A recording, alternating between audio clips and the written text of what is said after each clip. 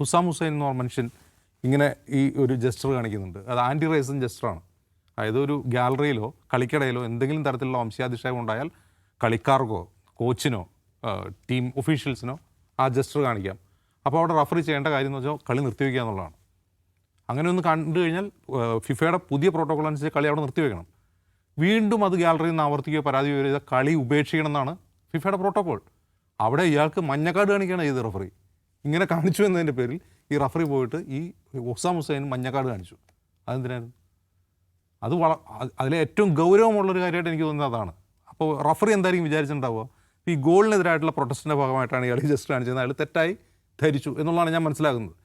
ആ തെറ്റായി ധരിക്കുന്നത് പോലും എന്തുകൊണ്ടാണ്? അത് ഈ ജസ്റ്റർ എന്ന് പറയുന്നത് ഗാലറിയിൽ ആ പ്രശ്നം ഉണ്ടായിരുന്നു. അർജൻറ്റീൻ ഫാൻസ് ഈ ഒഫീഷ്യൽസിനെ അവർ വംശീയമായി അധിക്ഷേപിച്ചുകൊണ്ടിരിക്കുകയാണ്. അതിൻ്റെ കൂടി ഭാഗമായിട്ടാണ് അത് കാണിക്കുന്നത്. പക്ഷേ അത് അറിഞ്ഞിട്ടില്ല. അപ്പോൾ അത് വാർത്ത ചെയ്ത് അറിഞ്ഞിട്ടില്ല. ഒഫീഷ്യൽസിനെ അധിക്ഷേപിച്ചു. ഐഷോ സ്പീഡിനെതിരായിട്ടുള്ള പ്രശ്നമുണ്ടായി. ഈ കേപ്പ് വെർദെ എന്ന് പറഞ്ഞ ടീമിനെതിരെ അധിക്ഷേപം ഉണ്ടായി അർജൻറ്റീനയുടെ ഭാഗത്തുനിന്ന്. ഈജിപ്തിനെതിരെ മാത്രമല്ല. അപ്പോൾ ഇതിൻ്റെ എല്ലാം അല്ലാണ്ട് അയാൾ ഈ ഗോൾ അനുവദിക്കാതിരുന്നത് ഒരു വംശീയ വിവേചനമാണെന്നുള്ള അർത്ഥത്തിലല്ല അയാളത് കാണിക്കുന്നത്. ഈ വിഷയം ഇവിടെ നടക്കുന്നുണ്ട്, അതോടൊപ്പം തന്നെ ഇയാളിത് പറയുകയാണ്. അത് പറയണമായിരുന്നു വേണ്ടത് നമുക്ക് വേറെ കാര്യം. പക്ഷേ ഇയാൾക്ക് മഞ്ഞക്കാർഡ് കാണിക്കുകയാണ് ഈ റഫറി ചെയ്യുന്നത്. ഈ മൂന്നാമത്തെ കാര്യം, ഇത് മൊത്തത്തിൽ ഈ ഫുട്ബോൾ എന്ന് പറയുന്നത് മൊത്തത്തിൽ ഒരു എന്താണ്, മെസ്സിക്കൊരു ഗോൾ പദ്ധതി പോലുള്ള ഒരു കോൺസ്പിറസി തിയറിയാണെന്നുള്ള മെസ്സിക്കൊരു കപ്പ്, അത് തെറ്റായൊരു വായനയാണ്. അതങ്ങനെയല്ല എന്നുള്ളതാണ് എൻ്റെ അഭിപ്രായം. ഇതിൽ പ്രശ്നങ്ങളുണ്ട്, പക്ഷേ ഇതിനെല്ലാം നമ്മൾ കൂട്ടി വായിക്കരുത്. ഇതിനെല്ലാം കൂട്ടി വായിച്ചിട്ടുണ്ടെങ്കിൽ നമുക്ക് കളി കാണാൻ തോന്നില്ല. ഇതാണ് എൻ്റെ ഒരു പ്രശ്നം. ഇനി മറ്റൊന്ന്, ഈ രാജ്യങ്ങളുടെ രാഷ്ട്രീയ നിലപാട്, അതായത് ആ രാജ്യങ്ങൾ ഭരിക്കുന്ന ഭരണകൂടങ്ങളുടെ രാഷ്ട്രീയ നിലപാട്, അവരുടെ അന്താരാഷ്ട്ര രാഷ്ട്രീയങ്ങളുടെ നിലപാടൊക്കെ വെച്ചിട്ട് ഒരു ഫുട്ബോൾ ടീമിനെ വിലയിരുത്തുന്നത് വളരെ മോശം പ്രവണതയാണ്. വളരെ മോശം എന്ന് പറഞ്ഞാൽ നമ്മളൊരിക്കലും രാഷ്ട്രീയത്തെ ഈ സ്പോർട്സുമായിട്ട് കൂട്ടിയണക്കരുത്. സ്പോർട്സിന് രാഷ്ട്രീയം ഇല്ലയെന്നല്ല പറയുന്നത്. ഒരു രാജ്യത്തിൻ്റെ ഭരണകൂടം അവർ ഇസ്രായേലിനെ പിന്തുണച്ചു, അല്ലെങ്കിൽ ഇസ്രായേലിനെതിരാണ്, എന്തുകൊണ്ട് ആ ടീം നല്ലത്, ആ ടീം മോശം എന്ന് പറയുന്നത് സ്പോർട്സിനെ ചുരുക്കി കാണിക്കുകയാണ്. സ്പോർട്സിനെ നമ്മൾ രാഷ്ട്രീയത്തിലേക്ക് ചുരുക്കി കെട്ടുകയാണ് ചെയ്യുന്നത്. അത്തരം ഭയങ്ങൾ ഇപ്പോൾ നടന്നുകൊണ്ടിരിക്കുകയാണ്. അർജൻറ്റീന എന്ന് പറയുന്ന രാജ്യം ഇസ്രായേലിനെ സപ്പോർട്ട് ചെയ്തു, അതുകൊണ്ട് മെസ്സി മോശം, അർജൻറ്റീന ടീം മോശം. അതിന് ബദലായിട്ട് തന്നെ വാട്സപ്പ് സന്ദേശങ്ങൾ എന്തൊക്കെയാണെന്ന് അറിയാം. വാട്സപ്പിലാണ് ധാരാളം പ്രവചിക്കുന്നത്. റൊണാൾഡോ ഗസയ്ക്ക് വേണ്ടി $ഇത്ര ബില്യൺ ചിലവഴിച്ചു, റൊണാൾഡോ ഫലസ്തീൻ സപ്പോർട്ടറാണ്. എവിടെ ഇതൊക്കെ എന്താണ് തെളിവ്? ഇതൊന്നുമില്ല, വെറുതെ കെട്ടിച്ചമക്കുകയാണ്. റൊണാൾഡോയ്ക്ക് വേണ്ടി വേറെ സാഹിത്യം രചിക്കുന്നു, മെസ്സി അധിക്ഷേപിച്ചുകൊണ്ട് സാഹിത്യം വരുന്നു.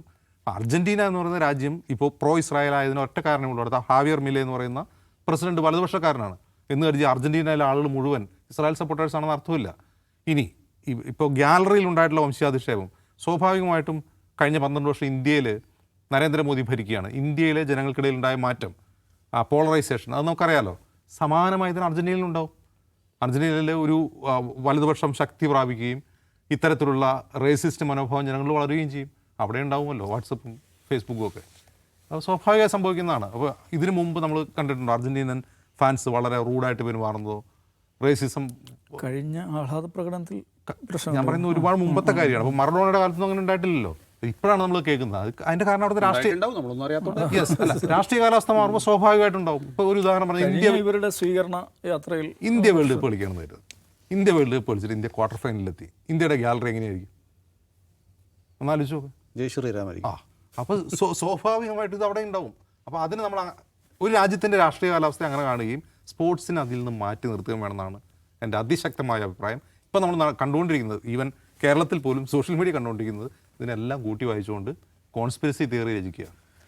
ഈ നൗഫൽ എന്താ ബ്യൂണസ് ഐറിസിൽ പലസ്തീൻ അനുകൂല പ്രകടനം നടന്നു, അതിൻ്റെ വാർത്ത വായിച്ചു തന്നല്ലോ. പക്ഷെ കൈറോയിൽ അങ്ങനെ നടന്നതിൻ്റെ വാർത്ത കാണില്ല കേട്ടോ.